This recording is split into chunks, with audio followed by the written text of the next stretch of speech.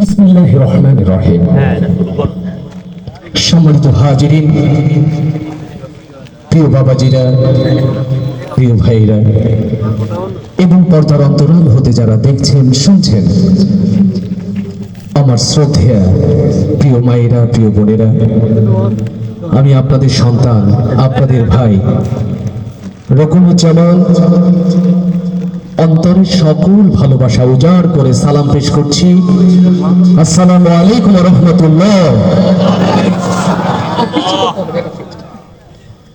আজকের এই বরকতময় আয়োজনের সম্মানিত সভাপতি, প্রধান অতিথি, বিশেষ অতিথি এবং অন্যান্য অতিথিবৃন্দ, যারা সারা দিন ব্যাপী কথা বলেছেন এবং দূর দূরান্ত থেকে দৌড়ে এসে শোনার জন্য এই জমিনে বসে কোরআনের বাগানকে এত নিপুণ করে সাজিয়েছেন, আল্লাহ তাআলা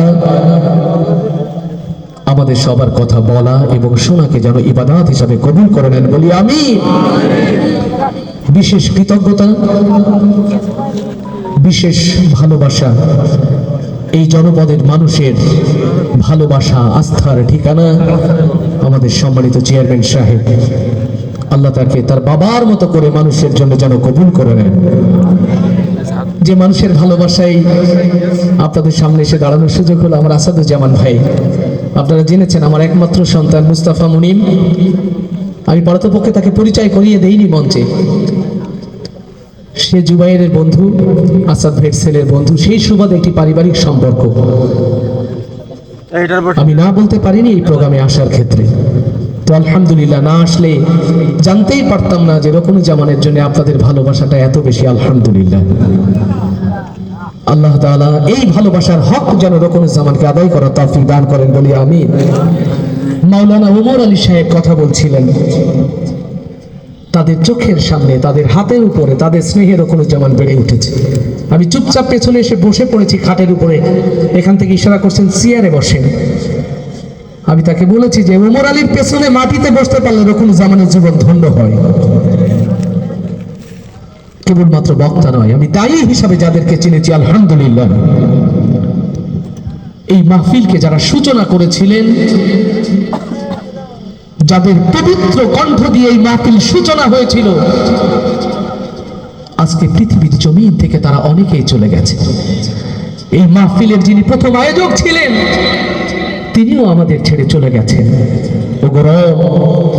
এই কোরআনের বাগান যারা সাজালো, এই কোরআনের বাগানে যারা কোরআনের কথা বলো, আল্লাহ তুমি জান্নাতের সর্বোচ্চ মাকাম তাদের দান করে দাও। সম্মানিত ভাইরা, রাত গভীর, আমি ওয়াদা চাই এই মাহফিল শেষ পর্যন্ত থাকবেন কারা কারা, সেই হাতগুলো দেখতে চাই। আল্লাহ কবুল করুন, আল্লাহ কবুল করুন, আল্লাহ কবুল করুন। মুহিবুল্লাহ ভাই আমার খুবই মহব্বতের মানুষ, তাকে দেখলেও ভালো লাগে, কণ্ঠ শুনলে তো সুবহানাল্লাহ। আর ছোট্ট করে অনুরোধ করব, বক্সের সামনে না দাঁড়ালে ভাই, আপনারা আমার প্রিয় মানুষ, বক্সের সামনে দাঁড়ালে সাউন্ডটা ডেলিভারি হবে না। আমার অন্য কোনো শত্রুতা নেই। আর কনসোলের কাছে ফোন রাখতে নিষেধ করছি, ওটা মোবাইলে যখন নেট কথা বলে তখন ভাইব্রেশন হয়, সাউন্ডের কষ্ট হয়। এছাড়া অন্য কোনো কষ্ট নেই। বক্সের পাশে দাঁড়ায় না, বক্সটা পড়ে গেলে সব বরবাদ হয়ে যাবে। মহামহিম আল্লাহ তাআলা আয়োজনকে যেন কবুল করেন, বলি আমিন। এই জমিন বড় দিনের জন্য উর্বর, আমি জানি।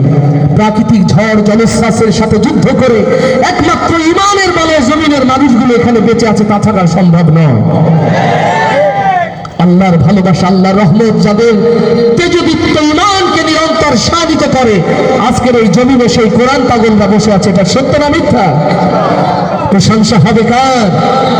আরো আস্তে করে বলি কার? আরো আস্তে করে বলি কার? এবার আওয়াজ দিয়ে বলি প্রশংসা হবে কার? তাহলে আস্তে করে বলি মারহাবা। সত্যি আপনার আস্তে আস্তেই আলহামদুলিল্লাহ এই জমিনের মালিক কে? এই নীল আসমানের মালিক কে? সেই আল্লাহর খুশির জন্য আওয়াজ দিয়ে বলি মারহাবা। এই মারহাবা চেয়ারম্যান সাহেব খুশি হয়েছে কিনা আমি জানি না, আসাদ ভাই খুশি হয়েছে কিনা জানি না, তবে এই মারহাবা শুনে আল্লাহ খুশি হবে বলে আমি বিশ্বাস করি না। এখনো তো কিছু জোর আপনাদের কাছে আছে না আমার ভাইরা? রকুনুজ্জামানের গজল শুনলে সব হতেও পারে, নাও পারে, কিন্তু আল্লাহর শানে একবার মারহাবা বললে সওয়াব হবে, এতে কোনো সন্দেহ।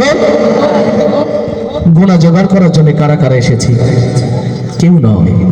আল্লাহর খুশির জন্য কারা কারা এসেছে সেই হাতগুলো দেখতে চান। এবার আল্লাহর খুশির জন্য আওয়াজ দিয়ে বলি মারহাবা।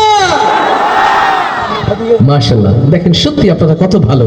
প্রত্যেকটা গজলের পরে এইভাবে যতক্ষণ মারহাবা চলবে ততক্ষণ গজল হবে ইনশাআল্লাহ। এখন সিদ্ধান্ত আপনাদের, মারহাবা আসতে হবে না জোরে? তাহলে কত জোরে হবে মারহাবা হয়ে যায়?